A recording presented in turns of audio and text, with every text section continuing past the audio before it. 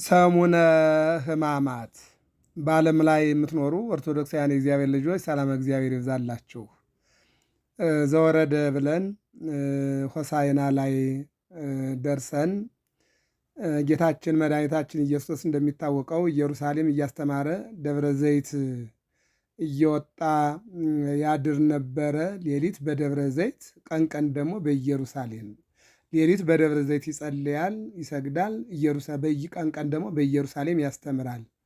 የመጨረሻው ሰዓት ግን ከደብረ ዘይት ወደ ቢታንያ፣ ከቢታንያ ደግሞ ወደ ቤተፋጌ መጣና ሁለቱን ደቀ መዛሙርት በማቴዎስ ወንጌል ምዕራፍ 21 ቁጥር 1 እንደምንመለከተው እንዲህ አላቸው ይላል። ሆሩ ዘእምቅድሜክሙ ወትረክቡ ጓለ አድግሱረ ፍትዋ እምጽወሊተ፣ ወደፊታችሁ ሂዱ አለ። ወደፊታችሁ ሂዱ፣ የታሰረች አህያ ከውርንጭላዋ ጋር ታገኛላችሁ፣ ፈታችሁ አምጡልኝ አለ። ጥሬ ንባብ ነው። ያሰራት ክፍል የሰረቃት ክፍል ነውና ለጊዜው ግን ሰርቆም ቢያስራት ጌታዋ ተብሏልና አትፍቱ ይላችኋል። ሲላችሁ ግን ለጌታ ያስፈልጉታል በሉ አለና ላካቸው።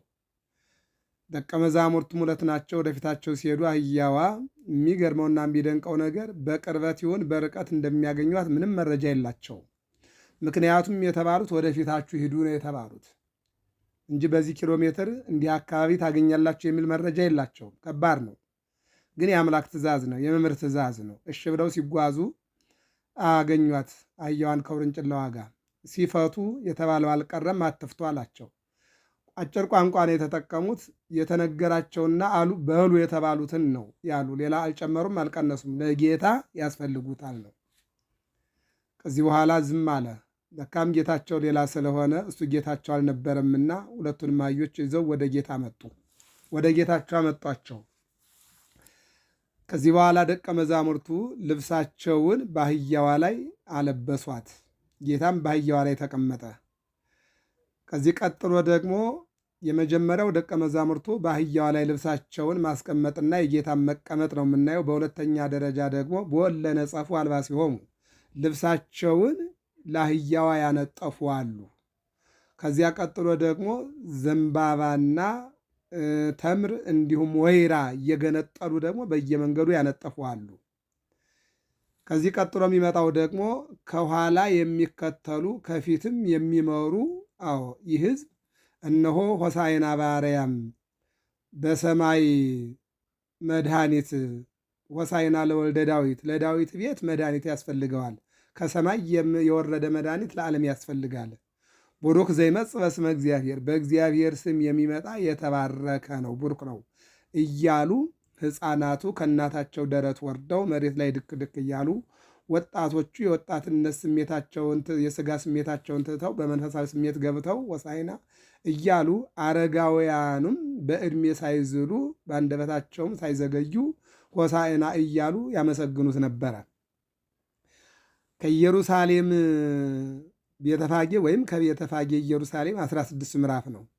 14ቱን በእግሩ ተጉዟል። 2ቱን በአህያዋ ላይ ተጭኖ እየተጓዘ ነው። እንግዲህ በአህያዋ ላይ በሰላሟ ምልክት ሆኖ ሲጓዝ ሆሳዕና እያሉ ሲያመሰግኑ ሌላ ተቃራኒ መጣ። ቀረብ ብለው አትሰማም እንዴ አሉ። መጽሐፍ እንዲህ ይላል፣ ዘፈጠራሁ ለእዝን ኢይሰምዑ፣ ልበ አምላክ ዳዊት ጆሮን የፈጠረ ጆሮን የሰራ እግዚአብሔር አይሰማምን ይላል። ይሰማል እንጂ እና አሰማም እንዴ አሉ። ምንድን ነው ሲላቸው ጆሮአችንን እኮ በጩኸት በጠሱት፣ አሳርፍልን፣ ዝም አስብልልን፣ ብትችል ጨርሰው ዝም ይበሉ፣ ባትችል ግን ጩኸታቸውን እንዲቀንሱ አዝዝልን ብለው ጠየቁት ነው የሚለው። በዚህን ጊዜ ጌታ ምን አለ? እውነት እውነት እላችኋለሁ እነዚህ ሁሉ ከምስጋና ዝም ቢሉ የቢታንያ ድንጋዮች መጥተው ያመሰግኑኛል ብሎ አንደበታቸውን አዘጋቸው። ከዚህ በኋላ ጉዟቸውን ቀጠሉ። የሚገርመውና የሚደንቀው ነገር ሕፃናቱ ጡት ትተው ነው መሬት ላይ ወርደው አምላካቸውን ያመሰግኑት። ይህም ትንቢቱ ይፈጸም ዘንድ ነው። መዝሙር 9 ላይ እማፈ ደቂቁ ሕፃናት አስተዳሎ ከስብሐተ፣ ምስጋናን ከሕፃናት አንደበት ለራስህ አዘጋጀህ፣ ከመትን ስትወለ ጸላይ፣ የጠላትን አሰራር ታፈርሰው ዘንድ፣ ወለ ገፋኢ፣ የሰው ልጆችን ከቅድስና ከቤተ እግዚአብሔር እየገፋ ወደ ቤተ ጣዖት ወደ አምልኮ ጣዖት የወሰዳቸውን የዲያብሎስን አሰራር ታፈርሰው ዘንድ ከሕፃናት አንደበት ምስጋናን አዘጋጀህ ተብሎ ተነግሮ ነበርና ትንቢቱ ይፈጸም ዘንድ ሕፃናቱም ወጣቶችም አረጋውያንም አመሰገኑት። ከዚህ በኋላ ኢየሩሳሌም ገባ። ኢየሩሳሌም ሲገባ ቤተ መቅደሱን አገኘው። ቤተ መቅደሱን ደግሞ በውርንጭላዋ 3 ጊዜ ዙሯል ማለት ነው። ከዚያ ገባና ቤተ መቅደሱን አጸዳ። በዕለተ ሆሳዕና እስከ 6 ሰዓት ያለው ዕለተ ሰንበት ሆሳዕና ሲባል ከ6 ሰዓት በኋላ ያለው ግን ሕማማት ይባላል ማለት ነው። እንግዲህ ሕማማት ስንል ምንድን ነው ወደሚለው ስንገባ አንድ ሁለት ጥቅሶች እንመልከት። ኢሳይያስ 53:4 ላይ በእውነት ደዌያችን ተቀበለ ይላል።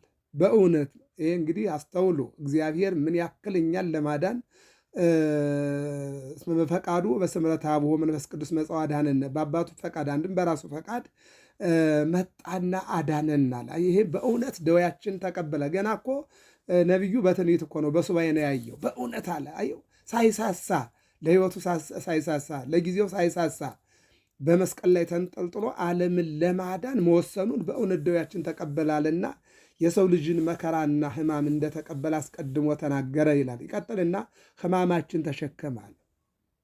ሕማማችን ተሸከመ።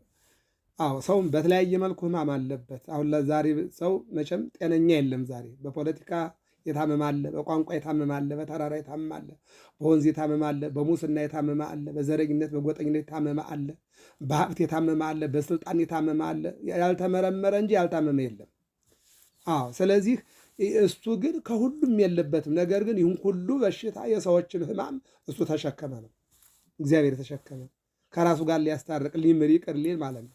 ይቀጥልና ስለ እኛ አዎ ታመመ። ስለ እኛ እናት ስለ ልጇ ባተኮሰ ቁጥር አዎ ትታመማለች። እውነተኛ እናት እውነተኛ አባት መድኃኔ ዓለም ስለ ልጆቹ ሲል ታመመ።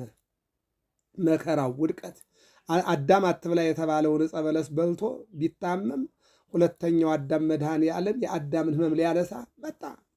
አዳም በለስን ቆርጦ ቢበላ ሁለተኛው አዳም በበለስ በምግብ የመጣውን የዲያብሎስን አሰራር ሊያፈርስ 40 ቀንና 40 ሌሊት ጾመ ተራበ ነው የሚለን። ይቀጥልና ስለ እኛ ቆሰለ ይላል። አየው ስለ ልጆቹ ስለ ወገኑ ቆሰለ። ቁስል ከባድ ነው እንደምናውቀው፣ ቆሰለ ይላል። ይቀጥልና ስለ በደላችን ታመመ። እዚያው መልሶ የሰው ልጅ ቢበድል ቢተላለፍ ለሰው ልጅ ደግሞ እግዚአብሔር አምላክ ሰው ሆኖ መጥቶ የሰዎችን በደል ሊያስወግድ ታመመ ይላል። ይቀጥልና በእርሱ ቁስል እኛ ተፈወስን። አየው እርሱ ቆስሎ እርሱ መከራ አይቶ በእርሱ ቁስል እኛ ተፈወስን፣ ጤንነት አገኘ። ይቀጥልና እንደ በጎች ተቅበዝብዘን ነበረ፣ በእርሱ ሞት ሕይወት አገኘን። ሕይወትን ሰጥቶ ያዳንንና ሕይወታችን እንድናገኝ ያደረገና አምላክ የተመሰገነ ይሁን። ኢሳይያስ 53:4 ላይ የምናገኘው ቃል ነው። ይህንን በአዲስ ኪዳን ደግሞ ርዕሰ ሐዋርያት የተባለው ቅዱስ ጴጥሮስ እንደዚህ ይላል፣ ደገመው፣ በግርፋቱ ቁስል ተፈወሳችሁ ይላል። ይሄ ደግሞ ያኛው ትንቢትን የተናገረው ሱባኤ ነው የቆጠረው፣ እኛው ደግሞ የታየውን ነው የሚናገረው ሐዋርያው ቅዱስ ጴጥሮስ ማለት ነው። በግርፋቱ ቁስል ተፈወሳችሁ፣ እንደ በጎች ተቅበዝብዛችሁ ነበረ። እርሱ አላጠፋም፣ ነገር ግን ራሱን ለሞት አሳልፎ ሰጠ፣ ተሰቃየ፣ ተገረፈ፣ ተወጋ፣ ተቸነከረ እያለ ቅዱስ ጴጥሮስ ይመሰክራል ማለት ነው። አሁን እንግዲህ ከሆሳዕና ቀጥሎ የምናገኛቸው ቀናት ይህን መከራ የምናስብባቸው ናቸው ማለት ነው። እንግዲህ ሆሳዕና እሁድ 6 ሰዓት አልቆ ከ6 ሰዓት በኋላ ያለው ግማሽ ቀንና ሰኞ፣ ማክሰኞ፣ ረቡዕ፣ ሐሙስ፣ ዓርብ እነዚህ 5 ተኩሎች ሰሙነ ሕማማት ይባላሉ። ምንድን ናቸው የሚለውም ባጭሩ ስንረዳ አዳም በለስን በልቶ ሔዋን በለስን በልታ በበለስ ስር በወደቁ ጊዜ ቅጠል አገልድመው በተገኙ ጊዜ 5500 ዘመን ሲፈጸም ከሰማየ ሰማያት ወርጄ ከልጅ ልጅ ተወልጄ አድናለሁ ብሎ ቃል ገብቶ ነበርና ያ 5500 ዘመን የምናስብበት አባቶቻችን በጨለማ በመከራ ብዙ ጩኸታቸው አይሰማ፣ ጸሎታቸው አይሰማ። ያ ዘመን የምናስብበት የምንኖረው አሁን በአዲስ ኪዳን ነው። የምንኖረው በዓመተ ምሕረት ነው። በዓመተ ምሕረት በአዲስ ኪዳን እየኖርን በዓመት አንድ ጊዜ ይችን 5 ቀን ተኩል ያንን ዘመን የአባቶቻችን ያለፉበትን ዘመን እንድናስብ ሊቃውንት አስቀምጠውልናል። ለዚህ ነው ፍትሐት የለም፣ ለዚህ ነው መስቀል የለም፣ ለዚህ ነው ቅዳሴ የለም፣ ለዚህ ነው መባረክ የለም፣ መሳለም የለም። ያው ያንን ዘመን እንድናስብ ነው እንጂ እያኖርን ያለ ነው እኛ አዲስ ኪዳን ላይ ነው፣ ዓመተ ምሕረት ላይ ነው ማለት ነው። እና ግን በዚህ እየኖርን እግዚአብሔር ለእኛ የከፈለውን ዋጋ እንድናስብ አባቶቻችን ደግሞ ያሳለፉትን ጊዜ ደግሞ እንድንመለከተው እየተቀመጠልን 5500 ዘመን በኋላ አድንሃለሁ ያለው ይሄ ገላትያ 4:4 ላይ አመበጻ ጊዜው ፈኖ ወልዶ ተወልደ እምብእሲት የቀጠሮ ጊዜ በደረሰ ጊዜ ከሴት የሚወለደውን ልጁን ላከው እሱም ተወለደ ነው የሚለው እና ያችን 5500 ዘመን የምናስብባት ከእሑድ 6 ሰዓት ጀምሮ እስከ ዓርብ ያሉት ዕለታት 5 ቀን ተኩልን ያንን መከራ ያሳዩናል ማለት ነውና በእውነት ይህንን እግዚአብሔር አምላክ ለእኛ የከፈለውን ዋጋ የሚመለከት ዓይንና የሚሰማ ጆሮ እንዲያድለን የአምላካችን የእግዚአብሔር መልካም ፈቃድ ይሆንልን እና መተርጉማን ምን ይላሉ? በቤተልሔም ሲወለድ እናቱ ኢየሱስ አለችው ምንድን ነው? መድኃኒት። አዎ ማቴዎስ 9:8 ላይ ደግሞ ምን ይላል? ህሙማን ይፈቅድው ለዐቃቤ ሥራይ ወአኮጥወያን የታመሙ ባለመድኃኒቱን ይሹታል ይፈልጉታል ይላል። ያልታመሙት አይደሉም። በቅዳሴው ላይ ደግሞ እስመ ለነ ለኃጥአን ለእመ መሐርከነ ውእቱ አሚረ ትሰመይ መሐሪ ወለጻድቃን እስተ ምግባሮሙ ትምህሮሙ እኛን ኃጢአተኞቹን ብትምረን መሐሪ ትባላለህ፣ ጻድቃንማ ከጽድቃቸው የተነሳ ትምራቸዋለህ ይላል። ስለዚህ ምንድን ነው ለኃጢአተኞቹ መድኃኒቱ ነው የመጣ በቤተልሔም ወልዳ ኢየሱስ አለችው ይላል። ቀጥልና ወደ ኢየሩሳሌም ሲገባ ደግሞ ሆሳዕና ተባለ። ሆሳዕና ማለት መድኃኒት ማለት ነው። የዓለም መድኃኒት መጣ፣ ወደ ኢየሩሳሌም ገባ ማለት ነው። ይህንን ደግሞ ልበ አምላክ ዳዊት ኦ እግዚኦ አድን፣ አሁኑ አድን፣ አሁን አድን፣ አሁን ተቤዥ ማለት ነው ይላል። እንደገና ደግሞ ይህን ሰሙነ ሕማማት ስንጨርስ ዓርብ በመስቀል ላይ ተንጠልጥሎ ዓለሙን በመስቀል ላይ ሆኖ ስላዳነ መድኃኔ ዓለም ተባለ። የዓለም መድኃኒት ማለት ነው። ይሄ አምላክ የዚህን አምላክ ወረታ መክፈል ባንችል እንኳን መከራውን እንድናስብ የተቀመጡ 5 ቀን ተኩል ቀናት ናቸውና ይህንን አይተን እንድናልፍ የአምላካችን የእግዚአብሔር መልካም ፈቃዱ ይሁንልን። ከዚህ ቀጥሎ የምናገኘው በአጭሩ የማቴዎስ ወንጌል ምዕራፍ 21 ቁጥር 18 ላይ ነው። ምን ይለናል ቃሉ?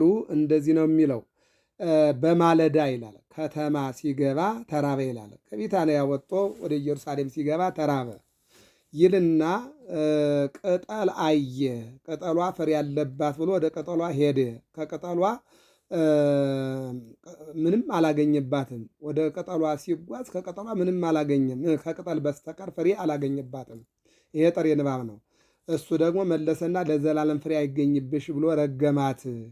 ወየብሰት በጊዜያ ይእቲ በለስ ወዲያውኑ በለሷ ደረቀች ይላል። አሁን ይሄ ጥሬ ንባብ ነው። ወደ ትርጓሜው ስንመጣ በማለዳ ማለት በጧት በአዲስ ኪዳን ማለት ነው። ሌሊት ማለት የዓመተ ፍዳ ዓመተ ኩነኔ የመከራው ዘመን ነው። በይቅርታው በምሕረቱ ማለት ነው። እንደገና በአዲስ ኪዳን ማለት ነው። እንደገና በሰላሙ ጊዜ ማለት ነው። ወደ የት ማለት ነው? ወደ ከተማ ሲገባ ቅጠል አየ።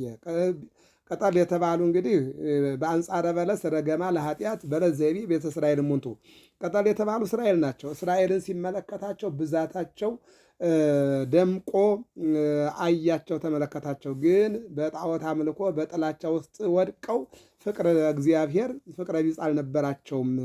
ቅጠላቸው ማለት ቁመናቸው ማለት ነው። ብዛታቸው ተንዠርግጎ ነገር ግን ፍሬ አልተገኘባቸውም። ፍቅረ እግዚአብሔር አልነበራቸውም። ፍቅረ ቢጽ አልነበራቸውም። አምልኮተ እግዚአብሔር አልነበራቸውም። ሕግን የሚፈጽም ሕይወት አልነበራቸውምና ለዘላለም ቅጠል አይገኝብሽ ብሎ አላት። ማለት ምንድነው? ያወረገማቸው ነው። ይህንን ይልና ቅጠል አይቶ ነው የሚለው። እንግዲህ በአንጻረ በለስ ቅጠሏን ረገማት ማለት ረገማል ኃጢአትን የረገመው በእስራኤል ላይ አድሮ ኃጢአት እያሰራ ያለውን ዲያብሎስን፣ ይልቁንም ደግሞ በእስራኤል ላይ ያለውን ኃጢአት መተላለፍን ረገመ ነው የሚለው። ምንድነው? ለዘላለም ማለት ነው። ወዲያውኑ ደረቀች ነው የሚለው። ከዚህ ቀጥሎ እንግዲህ ምንድነው የሚለው? እስራኤል ከመባል በቀር ምንም ስራ አልነበራቸውም። ስለዚህ ያንን ነው ይላል። በሌላ መልኩ ኦሪትን አገኘ ነው የሚለው። ኦሪት እንዲያው ዝናዋ ሰፍኗል፣ ሕጓ ግን ተፈጻሚነት አልነበረም ነው የሚለው። ኦሪት ዝናዋ ሰፍኗል፣ ነገር ግን ተፈጻሚነት አልነበረውም። ስለዚህ በዚህ ቀን ሰኞ በለስ ይባላል ማለት ነው። በሌላ መልኩም ቤተ መቅደስን አንጽሖተ ቤተ መቅደስም ይባላል። ወደ ቤተ መቅደሱ ገብቶ ቤተ መቅደሱን ያጸዳበት ያስተካከለበት በቤተ መቅደሱ መሰራት የሚገባው መኖር የሚገባው መከበር የሚገባው ምን እንደሆነ የማይገባውን በሙሉ ጠራርጎ አስወጥቶ የሚገባውን በቤተ መቅደስ እንዲኖር ያደረገበት ታላቅ ዕለት ነው ማለት ነው እና እግዚአብሔር አምላክ በእውነት ደዌያችንን ተብሏልና ዛሬም በእኛ ሕይወት ላይ እግዚአብሔር ብዙ ነገሮችን ይጠብቃልና ደዌያችን ተቀብሎ መከራችንን ተሸክሞ ሕማማችን ተሸክሞ መተላለፋችን ተሸክሞ በመስቀል ላይ ወጥቶ ተሰቅሎ ዓለምን ያዳነ አምላክ እኔንም እናንተን ሁላችንም ይቅር እንዲለን መልካም ፈቃድ ይሆንልን። ሰሞነ ሕማማት የመጀመሪያው ቀን በለስ የተረገመችበት በአንጻሩ በበለስ ፊት ለፊት የእስራኤል ያለ ሥራ ያለ ሕግ ተገኝተው ቁጣና እንዲሁም ደግሞ ተግሳጽ የተቀበሉበት ቀን እንደሆነ ይነገራል። በሌላ መልኩ ደግሞ መቅደሱን ያጸዳበት ያስተካከለበት ቀን ነው እና እኛም ዛሬ ቤተ መቅደስ አንደኛ ዓለምን አቆሽሸናልና ዓለምን እግዚአብሔር ማጽዳት ይፈልጋል። በሁለተኛ የእኛ ሰውነት ቤተ መቅደስ ነውና ቤተ መቅደሱን በስስት በዝሙት በግድያና በጥላቻ ቆሸነዋልና ማጽዳት ይፈልጋል። በሶስተኛ ደረጃ የምንገለገልበት ቤተ መቅደስ ብዙ ነገር ዛሬ መጣያና መበያያ እንዲሁም ሙስና የተንሰራፋበትና ቤቱ የመከራ ቤት ሆኗልና እግዚአብሔር አምላክ በዛን ጊዜ በሆሳዕና ቤተ መቅደሱን ያጸዳ አምላክ አንደኛ ዓለምን እንዲያጸዳልን፣ ሁለተኛ ደግሞ የእኛን ሰውነትን በንስሐ እንዲያጸዳልን፣ በሶስተኛ ደረጃ ቤተ መቅደሳችን ደግሞ ከዘረኝነት እንዲሁም ደግሞ ከተለያየ መገፋፋትና ከተንኮል እንዲያጸዳልን የአምላካችን የእግዚአብሔር መልካም ፈቃዱ ይሆንልን። ገብረ መስቀል ሚዲያ ነው። ተከታተሉ። ማክሰኞም ረቡዕም ሐሙስም ዓርብም ቅዳሜም እሑድም መደዳውን ታሪኮችን እንሰማለን። ማክሰኞና ዓርብም እንደዚሁ ስርዓተ ቤተክርስቲያን እንማማራለን። በአውደ ምሕረት ላይ ያሉ አገልግሎቶችንም እንከታተላለን። ሰላም እግዚአብሔር ከሁላችን ጋር ይሁን።